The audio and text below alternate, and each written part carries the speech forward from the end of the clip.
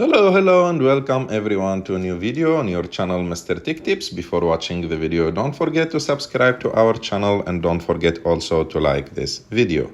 In today's video, I will show you how to set up Face ID on iPhone with iOS 26. To do this, it's so easy. You have just to go to settings and after that scroll down a little bit until you will find an option called Face ID and passcode. You have to click on it and after that enter your passcode of your phone. And after that, as you can see, you are here with the options of Face ID and passcode. So if you already have put your Face ID or you need to set up the Face ID, you have to click on set up an alternate appearance. And if it's your first time, it will be just set up, not with alternate appearance. You have just to click on it.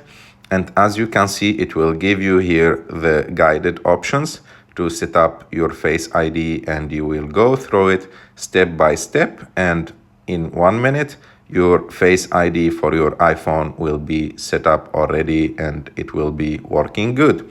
I hope that you like this video. If you like this video, don't forget to subscribe to our channel, to like this video, and